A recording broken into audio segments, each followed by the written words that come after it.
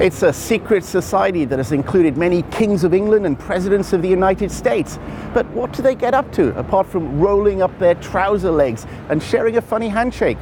Are the Freemasons just an oddball social club for the establishment, or do they wield serious power over our society? Hello and welcome to A Simple Question with me, Phil Rees. Well, I'm standing in front of the Freemasons Hall. This is the headquarters of the United Grand Lodge of England. In today's show, who are the Freemasons and what are their secrets? Well, before we find out what the public thinks, here's a quick video clip. Freemasonry is based on the medieval stonemasons' guilds, which built the great castles and cathedrals of Europe. These guilds were formed to protect and pass down trade secrets that were crucial to stonemasons, such as geometry. The stonemasons identified each other by using secret handshakes and passwords now associated with Freemasonry, which were important for keeping secrets in the guild.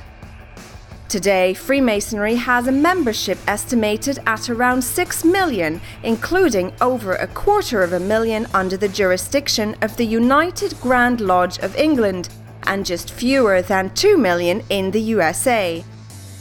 Members are obligated to abide by the rules of the fraternity, to keep the secrets of Freemasonry, and to behave in accordance with Masonic tradition and law.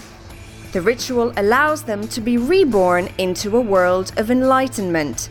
Their symbol is the Masonic trowel, and members are instructed to spread the cement of brotherly love and affection. That cement which unites us into one sacred band or society of brothers, among whom no contention should ever exist. This assertion of a common bond between members led to concerns in 1998 by the then Home Secretary Jack Straw, who said membership of secret societies such as Freemasonry could raise suspicions of impartiality and objectivity. So, members of the judiciary were required to declare their membership to Freemasonry. In 2009, Jack Straw, who was now Justice Secretary, dropped the requirement that judges declare their membership to Freemasonry altogether, after the United Grand Lodge of England had threatened legal action, following a ruling by the European Court of Human Rights. It is argued that one of the greatest concentration of Masons is found in the City of London, with hundreds of Masonic lodges located close to banks, stock exchange, insurance companies and the financial centre, where they meet in secret. There is also a vibrant debate as to whether the Freemasons help to bring together global elites alongside private clubs such as Bohemian Grove or the Bilderberg Group. These are networks of the world's economic and political elite that some believe are informally shaping our lives and bypassing national governments. A Simple Question is a show that finds out what the public thinks here on the streets of London. I began today by asking what people know about Freemasonry and why some people become Masons. It's a community, lots of people who scratch each other's backs and do each other favours. I don't think it's a religious order. What do you know about Freemasonry and where they come from? I know very little about them. I have some impressions of them, but they're based not on first-hand knowledge. No, well, basically it's a private society, right, which has secrets, has a certain charitable role. Well, they're a sort of closed club, and they do quite a lot for charity. I think it's male only, and other than that, not a great deal. But they do quite a lot of good works. What do you know about Freemasonry? I mean, where does it come from? Well, I think it started, in the 17th century? Many years ago. Never affected my life because I wouldn't know where to start with it, to be honest, in terms of Freemasonry. Is it connected to Illuminati in any way? Is it sort of an underground conspiracy? All these wonderful questions, no answers. Does it affect me every day? I don't know. Maybe it does. Maybe the hike in prices, fare rises. Maybe it does. It's a religion that worships Lucifer by name, and you don't realize that until you're really, really high up in Freemasonry. Do you know why and how people become Freemasons? I have no idea. I suppose they want to belong to a body that makes them feel good and Upon application, I suspect they need 10 people who say you're a good guy and you can join, and you're part of our gang, and see what the waiting list is and move up and eventually become. Why and how do people become Freemasons, do you think? Well, they became Freemasons due to the fact that it's actually masonry work they were doing, and to do it secretly, and to keep their skills secret for purposes of politics. I believe they are invited to become members. I don't think it's a club that you can go and join by paying a subscription. I think they can progress in society through the hierarchy, through the influence of other people who are in the Freemasons. And I also think there's a kind of an enjoyment in the sense of a secret society as well, and being a member of it. Well, those are the views of people on the streets of London. Let's now find out what our experts think. Well, Freemasonry is inspired essentially by an Old Testament story or imagined Old Testament situations about the building of the temple in Jerusalem. And what Freemasons essentially do is to replicate what might have happened in the early lodges of operative Freemasons that actually built that temple. That's what they do in the lodge, and they do it through the practice of quite complex rituals to do that. But then they stop those things and they go next door and have a meal, which is always very pleasant and very agreeable. And they might also meet for other charitable purposes. Usually I would have said that the average age of joining was around about middle-aged. Some would be a lot older than that, but I would have thought the average age of a Mason would be 40 plus, perhaps even 50 plus. They join rather by being invited to join by other Masons, by their friends who are Masons. There is no open application form. There's no place that you can go in and sign up on the counter. But most people will know others that are Masons, and they might well know that their friends are Masons, and their friends might say to them, well, why don't you join? Because we think you'd enjoy this, you'd enjoy the social company, and so on. I should also say there is a perception that it's a very middle-class, upper middle-class professional organisation, and it isn't. It's very much peopled by people from the upper working class and the lower middle class. It's shopkeepers and publicans and tradesmen, as well as solicitors and so on. And I would also add that it isn't simply ethnically white, if you want to put it that way, that it is very, very multi-ethnic. The lodges are composed, particularly in the big cities, of very large numbers of people from the communities, particularly the Indian community. All you have to do, but what you have to do to be a Freemason is to have a belief in God, but it can be any God. When we get to the end of the 19th century, there are members of the royal family involved in the hierarchy. I believe Edward VII was a Freemason. George V, that's the Queen's grandfather, he was not a Freemason. His father did his son became a Freemason, the Queen's father, George VI. He joined something called the Navy Lodge.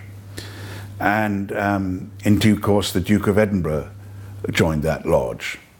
The Duke of Kent became the Grand Master because his father had been the Grand Master of Freemasonry, but he died in an air accident before World War II. And so they needed a successor.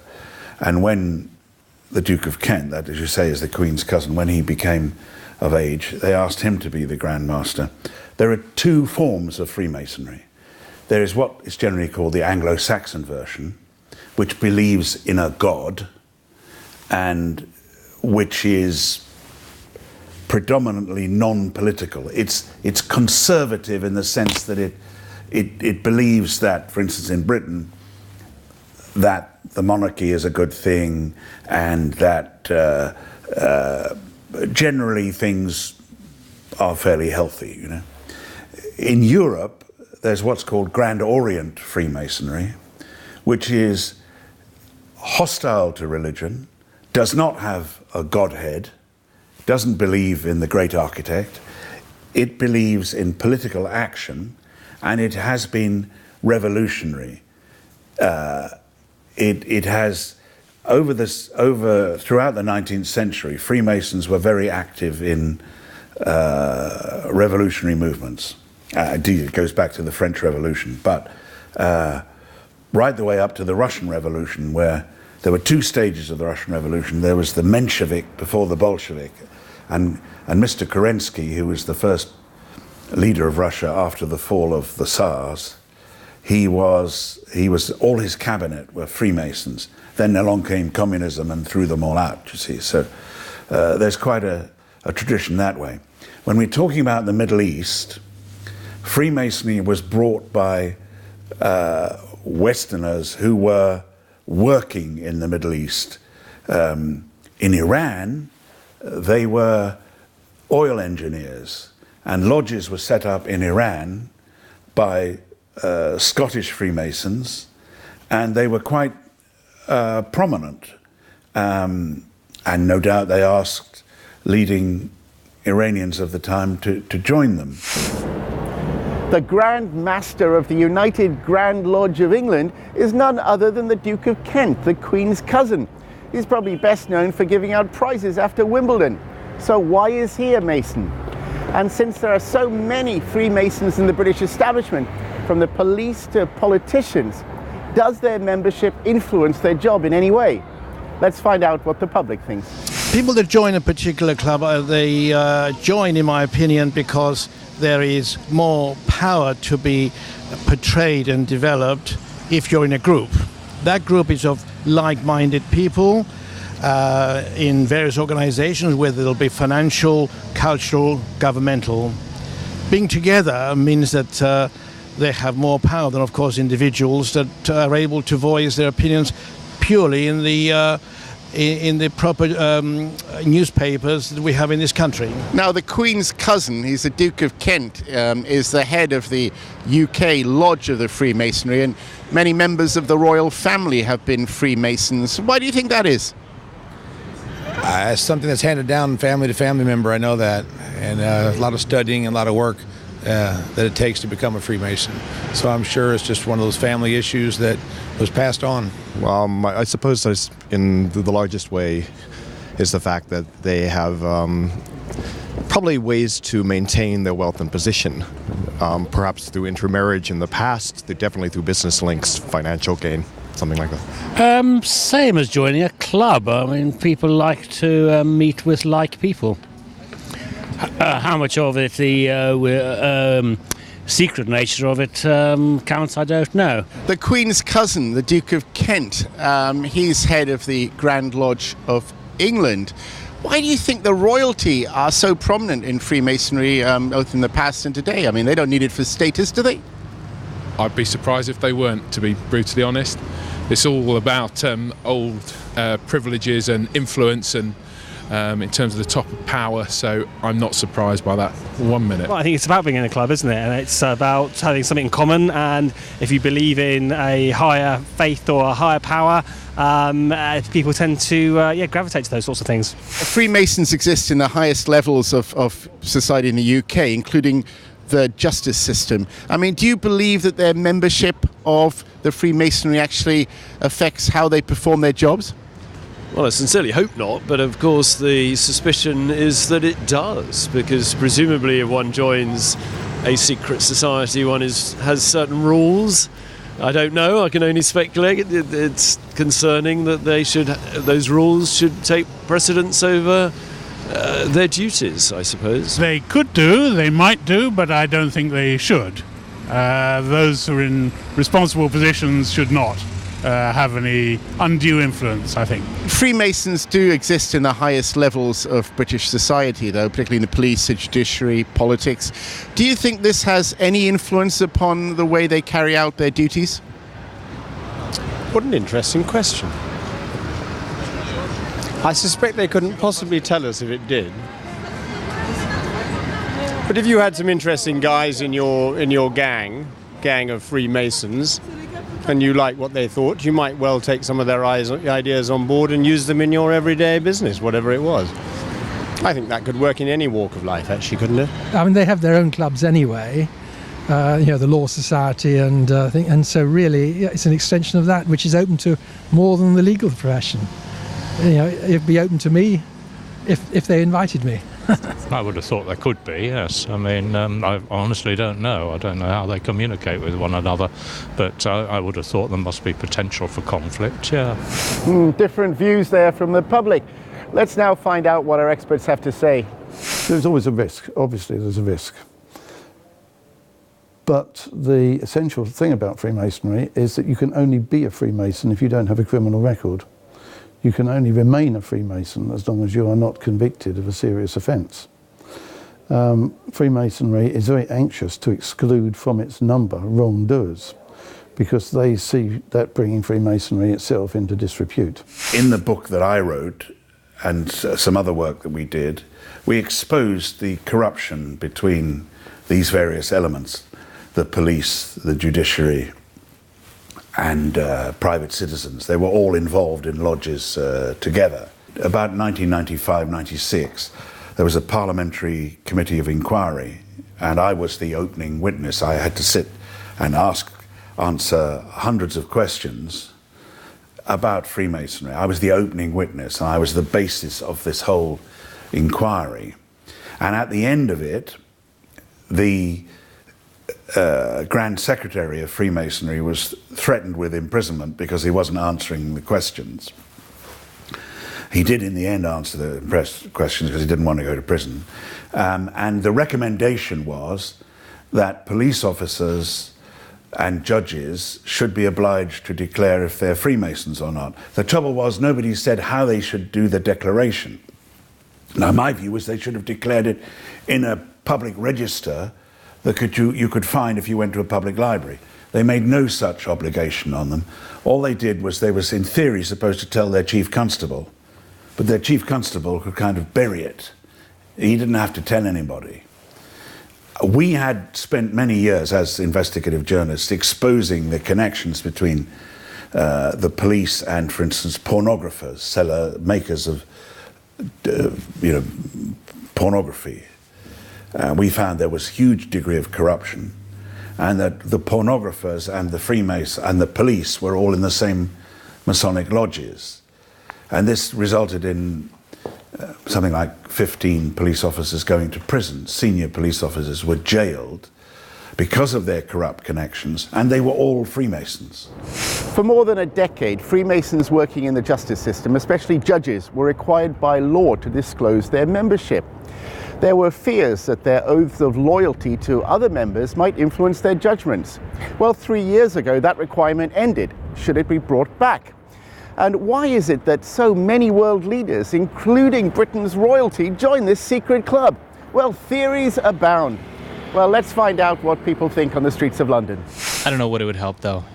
I mean, I really believe that there's no stopping what they're trying to achieve. It's something that's been prophesied to come, and that's what's going to go down. Is this, one world system that they're trying to achieve?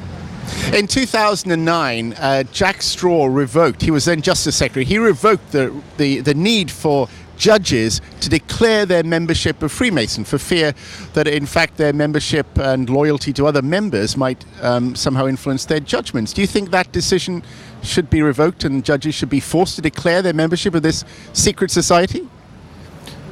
Well, if they did, it wouldn't be secret, would it? Yeah, perhaps judges and other people in public life. I mean, take our politicians, for instance. They have to declare all their commercial interests, so that people know how to judge whatever they happen to be saying in the House of Commons. And I should have thought that something similar should apply to people in public positions, people in high positions of responsibility, like judges. But for the ordinary chap in the street, I don't think that would be fair if you want to belong to a particular club. Whose business is it but yours? Yes, I mean, if there is scope for conflict of interests, then probably yes. But, maybe Jack Straw would say there's no such scope. In the UK, in 2009, the Justice Secretary ended a ruling for a decade that judges had to declare their membership of Freemasonry, in other words, to make it transparent. Do you think that should be reinstated? I really don't have an opinion on the UK government. I think sometimes privacy is important, and other times, if you're running for politics or you are a politician, then some things should come out that normally wouldn't.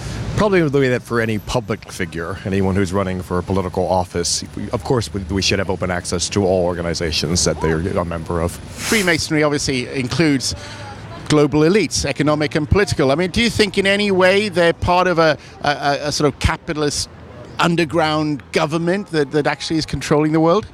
I think the fact that our political parties and governments change on a regular basis, there is definitely corridors of power that are consistent. But I am not part of that and don't begin to believe, but I can definitely believe there are influential powers over and above our government that are controlling macro factors. I imagine it's more of a jolly club now, but whether it has any real profound influence on our economy or social affairs or whatever, I'm not entirely sure that it would, to be perfectly honest, because people are onto it, aren't they? I don't know. I imagine it is true, but the same would apply to any club, really. Any sort of gentleman's, better class club. So I don't think that's a problem. Obviously, there are views that, Freemasonry includes the rich and powerful political and economic elites. Do you think that there is this sense of a secret society that has certainly undue control over the world? I have to say I associate Freemasonry more with sort of middle management, the sort of people who probably would otherwise join the golf club or the Rotary Society rather than the upper echelons of society. I think it's a rather sad and pathetic group to be a member of, but then that's because maybe I don't know enough about it. No, I don't. I don't buy into a conspiracy theory.